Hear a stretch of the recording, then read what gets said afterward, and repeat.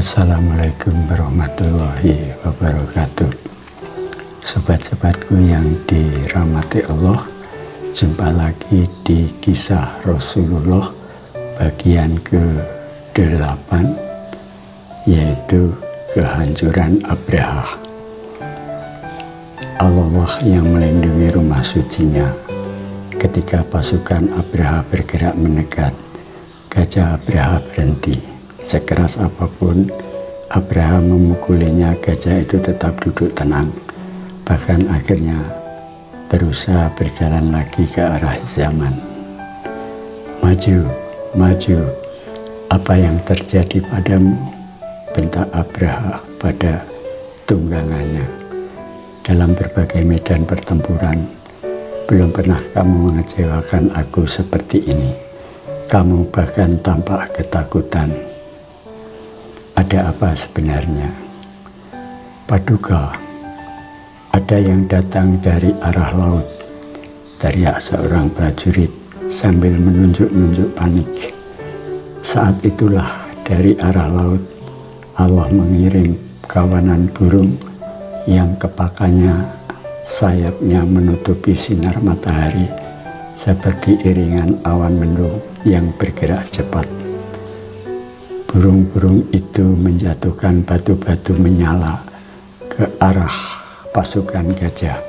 Dengan panik, setiap orang berusaha menyelamatkan diri, tetapi sia-sia. Semua orang, termasuk Abraha, mati. Peristiwa ini Allah abadikan dalam surat Al-Fil. Alam taro kaifa fa'ala rabbuka bi ashabil fil. Apakah kamu tidak memperhatikan bagaimana Tuhanmu telah bertindak terhadap tentara bergajah? Alam yaj'al kaidahum fit tadlil. Bukankah Dia telah menjadikan tipu daya mereka untuk menghancurkan Ka'bah itu sia-sia? Wa arsala alaihim toirun ababil, dan Dia mengirimkan kepada mereka burung yang berbondong-bondong. Tarmihim bihi jarotim min sijil, yang melempari mereka dengan batu berasal dari tanah yang terbakar. Faja'alahum ka'asfim ma'kul, lalu Dia menjadikan mereka seperti daun-daun yang dimakan ulat. Wabah penyakit. Sebagian ahli tafsir berpendapat bahwa yang dibawa burung itu adalah kuman-kuman wabah penyakit cacar. Dalam beberapa hari saja, seluruh pasukan mati dengan tubuh rusak seperti daun dimakan ulat. Abraham berhasil kembali ke zaman, tetapi tidak lama setelah itu ia pun mati seperti pasukannya. Kembali ke Mekah. Abdullah bin Abdul Muthalib tidak jadi disembelih karena telah ditebus ayahnya dengan 100 ekor unta. Abdullah adalah pemuda yang berwajah tampan. Kegagahan parasnya banyak menarik perhatian gadis-gadis Mekah, apalagi setelah mereka tahu bahwa nyawa Abdullah telah ditebus dengan 100 ekor unta. Suatu jumlah yang luar biasa yang tidak pernah dialami seorang pun sebelumnya. Walaupun banyak gadis yang berusaha menggodanya, kesopanan Abdullah tetap terjaga. Gadis yang meminang. Setelah penebusan Abdullah, Abdul Muthalib menggandeng tangan putranya menuju rumah Wahab bin Abdul Manaf. Wahab mempunyai seorang putri bernama Aminah. Abdul Muthalib sudah sepakat dengan Wahab untuk menikahkan putra-putri mereka. Namun di tengah jalan, seorang gadis cantik menegur Abdullah. "Engkau akan pergi kemana, wahai Abdullah?" aku akan pergi bersama ayahku. Tanpa memedulikan Abdul Muthalib, gadis itu berkata, "Kulihat engkau memang dituntun ayahmu, tak ubahnya seperti seekor unta yang akan disembelih. Demi engkau aku akan menerimamu jika engkau mau menikahi diriku sekarang juga." Abdullah terperangah. Ia menatap gadis itu dengan gugup.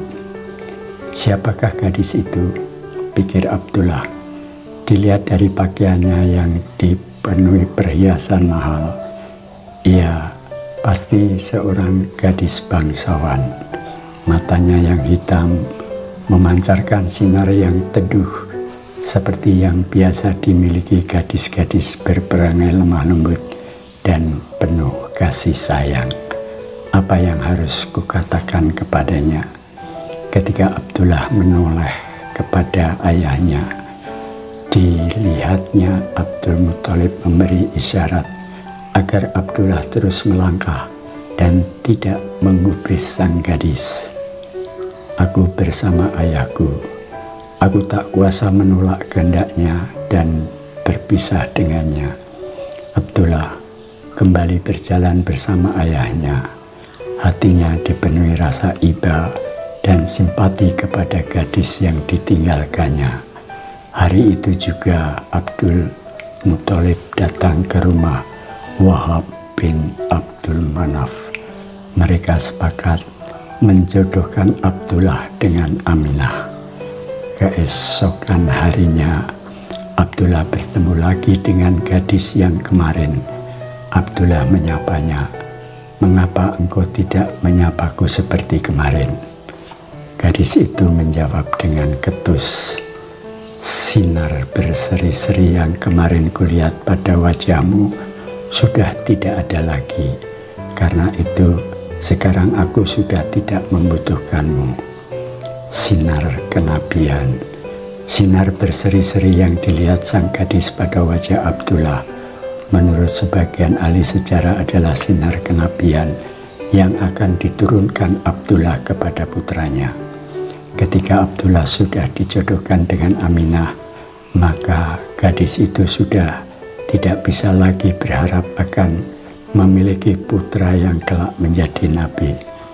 Sobat-sobatku, itulah kisah Rasulullah bagian ke-8. Sampai jumpa. Wassalamualaikum warahmatullahi wabarakatuh.